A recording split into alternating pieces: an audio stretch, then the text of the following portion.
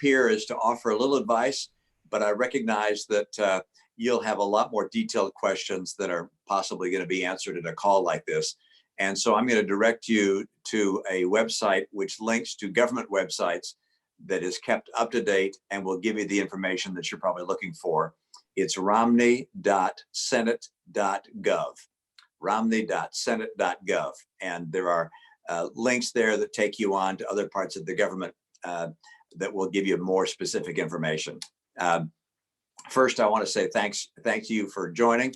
I know a lot of folks are hurting out there, employees, families, and businesses. And people have spoken about some help coming with a $1,200 check, but that's going to take a while to get there. Unemployment insurance has been increased, but again, that's going to take a while for people to get unemployment. Many folks don't begin to know how to get unemployment because they've never been unemployed. So these are particularly difficult times. I come with this call to talk about what we can do to help small business and to give you some information about that. And there are a couple of things I want to mention to you. One is that an ongoing program, it's been around for a long time, called the Economic Injury Disaster Loan, EIDL, Economic Injury Disaster Loan.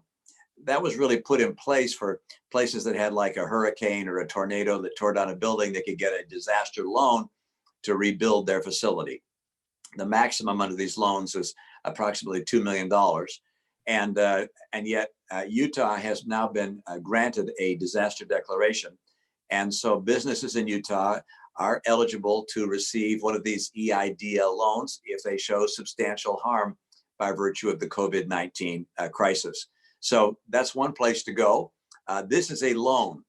It has to be repaid. The interest rate is 3.75%. For not-for-profits, it's 2.75%, but it's a real loan that's got to be repaid. There is one portion of it, however, that in the most recent legislation does not have to be repaid. It's a grant, and that's an emergency EIDL loan. And you can get up to $10,000 on an emergency basis for working capital needs. And that even if you're denied ultimately the EIDL loan, the emergency EIDL $10,000 grant will still be able to be kept by you. So that's one form of support that you can receive. There's another form of support, which is more like a grant than it is like a loan, and it's known as the Personal Paycheck Program. This is available for businesses with under 500 employees. And what they need to do, by the way, you need to mute someone there needs to mute their Zoom. There we go. That's better. So businesses that are under 500 employees can obtain a loan, and this loan is the maximum of this loan is to take your payroll average for the last year. Take that average amount, multiply it by 2.5. That's the amount of this loan that's available to you. And if you use this loan to pay certain qualified expenses, it will be forgiven. So to a certain extent, it feels like free money. And you can use this loan to do the following things. One, you can pay your payroll, and that includes costs like unemployment benefits and retirement benefits and so forth. You can pay your rent. You can pay the interest in your mortgage. You can pay your utilities, all these things. If that's how you use the money over the coming 8 weeks, this amount will be forgiven. So getting 2.5 times your payroll, your normal payroll, as a loan, which will then be forgiven, is obviously pretty good news. And each of you should be thinking about how to take advantage of that. I would note that you need to maintain your full-time equivalent employees in order to have this loan forgiven. Now, if you've already laid people off, it means you're going to want to go back and rehire them to take advantage of this payment program. It really was designed by the government to say, look, we'd rather have people getting paid by their employer than going to the unemployment insurance office. The government's going to pay one way or the other, so we'd rather have them getting paid by you than getting paid directly by the unemployment office. So that's the Personal Paycheck Program, the PPP. Now, that program is brand new. And so the SBA is trying to put together regulations. The Secretary Mnuchin of the Treasury said that they will have their regulations out by this Friday. So they're trying to get up to speed. The Small Business Administration is. Now, The EIDL loan, you can already apply for by going directly to the SBA, go to their website and apply for the loan. The personal paycheck program loan/grant, that is one which you apply by going to your local bank, particularly if it's a SBA member bank. There are about 800 of those in the country. So presumably you're going to be able to find one in your respective communities that is an SBA approved bank. You can get a loan from that bank, which qualifies under the program, and the bank will be administering this loan. And now a couple of pieces of advice. First of all, time is of the essence. There's not enough money to fund all these programs over a long period of time.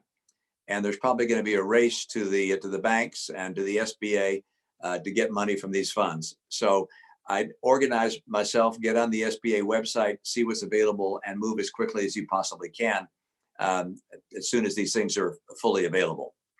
One other thing to mention to you, and that is that the unemployment insurance has been substantially increased.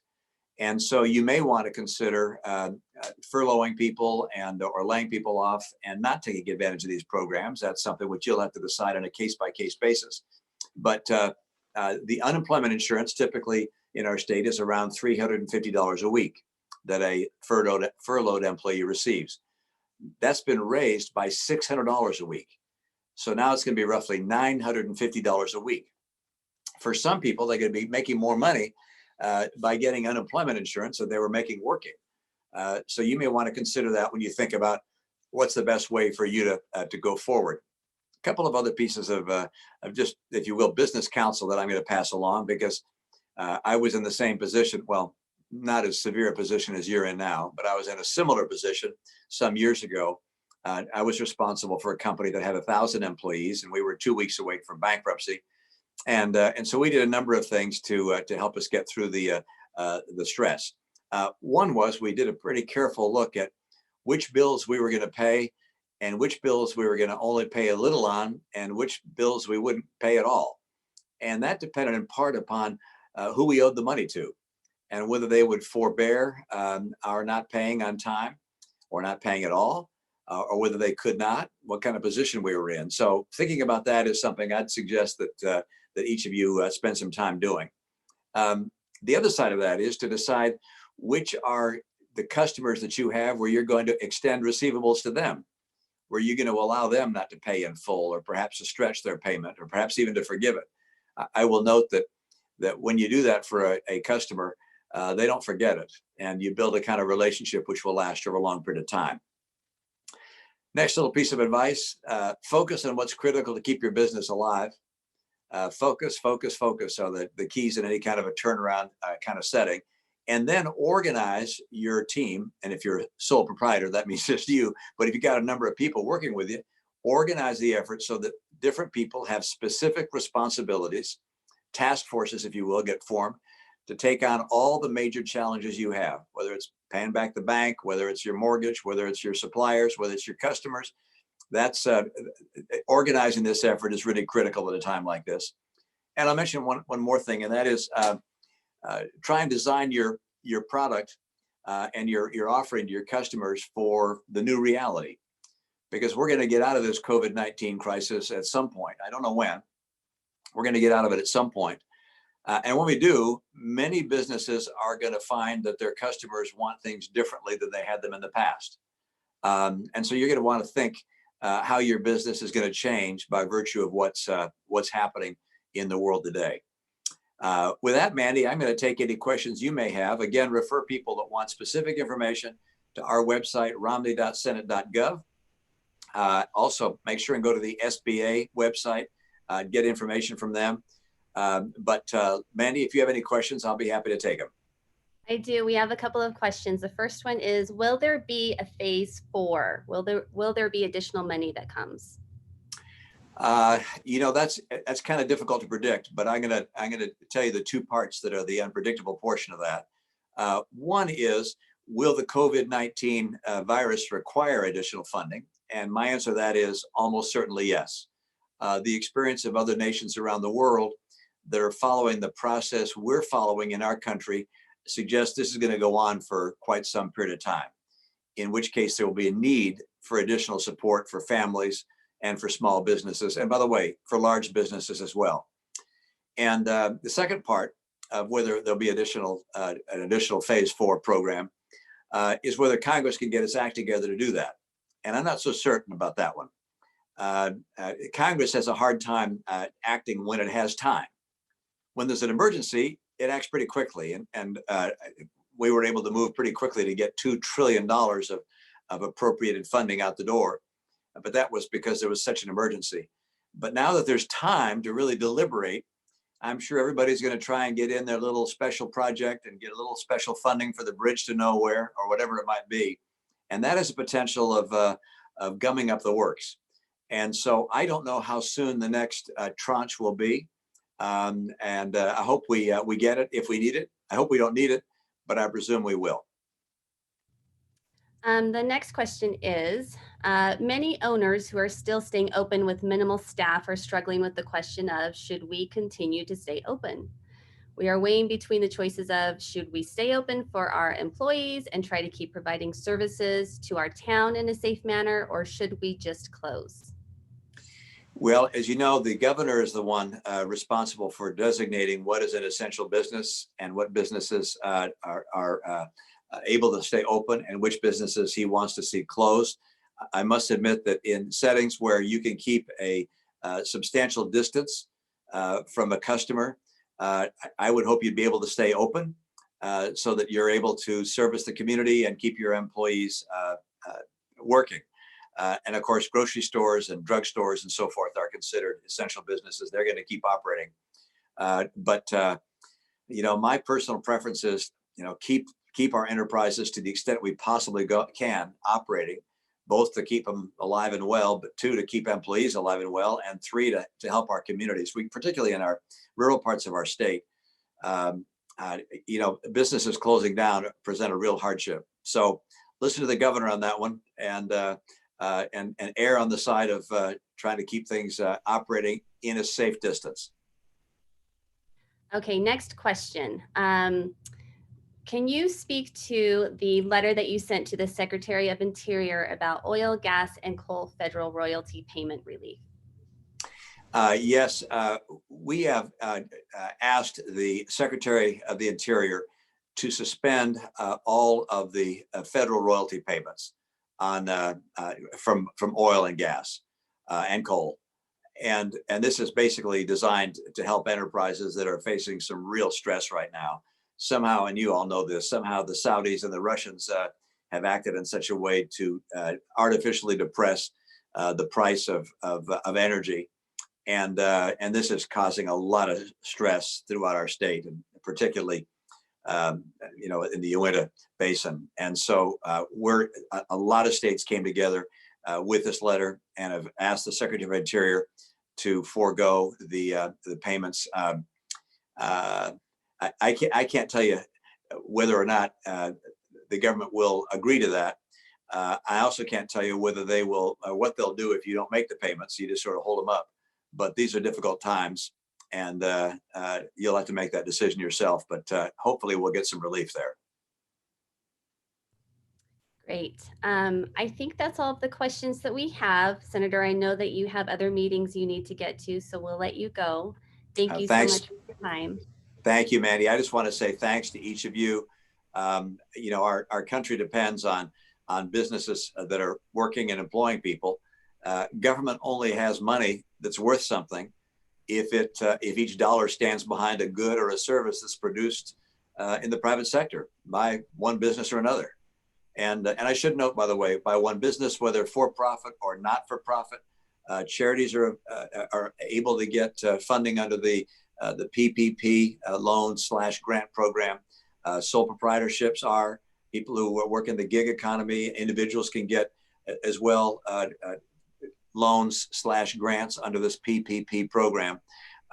So, we very much count on you being able to survive.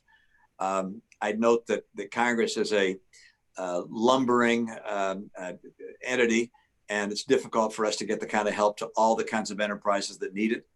But we'll continue to do our best, and please pass along your suggestions or counsel for things we ought to do. I appreciate what you're doing. I'm going to do my very best to help every way I can. Wish you the very best. I know we're going to get through this. I don't know how long it's going to take and how difficult it's going to be. I'm encouraged by the stories I'm seeing across the state of people that are helping others in times of need, particularly those that are living at home alone, the widows and widowers and the elderly. This is a real tough time for our community, but particularly in our state, we know something about the pioneer spirit of helping one another. So thanks to all of you, and let's keep in touch. All the best. Wonderful. Thank you, Senator. I just want to reiterate our website. If you have additional questions or need support, you can go to our website, which is romney.senate.gov/smallbiz. I believe that's it. Let me find it really quick. And then you can also reach out to our, small biz help. So romney.senate.gov/small biz help for more information. And that provides information from the state and also federal information. You can also reach out to our state director, Adam Gardner. His email is adam_gardiner@romney.senate.gov. Or you can also reach out to Clay Crozier, our area director, and his email is CLAY_CROZIER. It's also in the notes. We will also capture this this webcast and email it out to all of the chambers, and they will then forward it out to the businesses. So you'll be able to if you missed any of it, you'll be able to capture the beginning. So, and we're grateful for your time and wish you all the best. Thanks for joining us.